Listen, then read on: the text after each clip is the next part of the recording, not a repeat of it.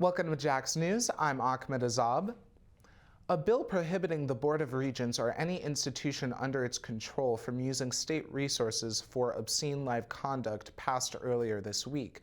Representative Chris Carr, who sponsored the bill, said that this is nothing more than putting what the Board of Regents has in place into law. So a policy is put forth by the Board of Regents, and I think that's good. It allows them to say, let everybody notice of expectations. But what happens in real life if an event comes in and it does cross a line? Well, they're just saying, well, shame on you, please don't come back, don't do that again, etc. This compliments and says, you know what, it's more than just a policy, this is a law, you broke a law.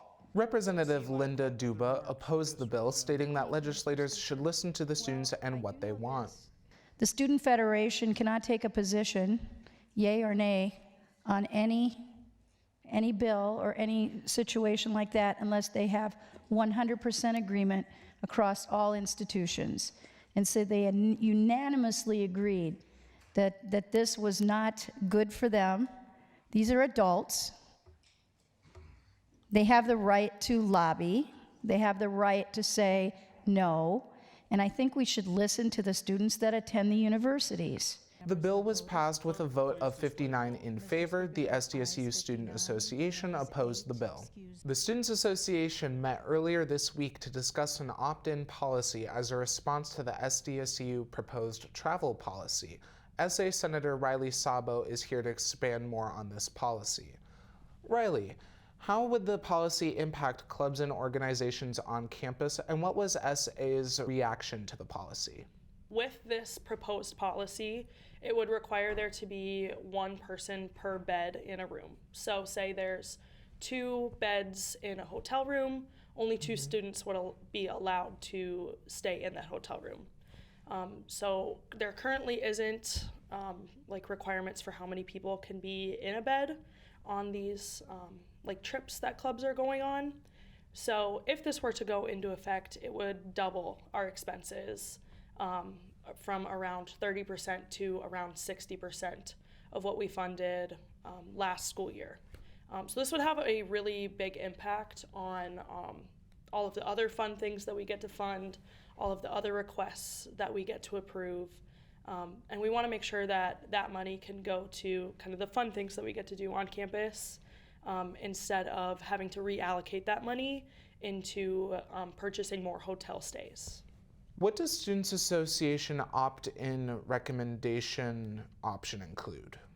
So this option would include making it an opt-in policy. So if a student would feel more comfortable with sleeping in a bed by themselves, they would just let whoever's organizing this trip for them know that they would like to be in their own bed.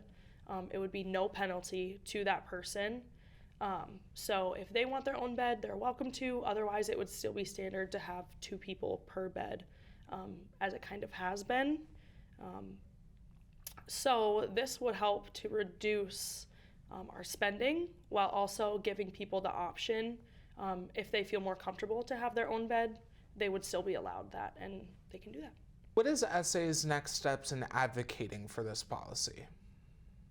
Yeah, so currently we voted in favor of this resolution. It has been passed through the Senate. So we've brought that recommendation to the university. From there on, it is kind of in their hands. What we as a Senate do is we make those recommendations, we listen to the students, we listen to what they want, and we also try to make the best decisions for the university. This is one that we felt is most appropriate for our university and gets kind of the best of both worlds, safety as well as making sure that we can use our funds from the general activity fee and use those in a way that can benefit everybody. From here, like I said, we brought it to the university. We are kind of working alongside with them in how to bring this policy forward and make sure that we get everything accomplished.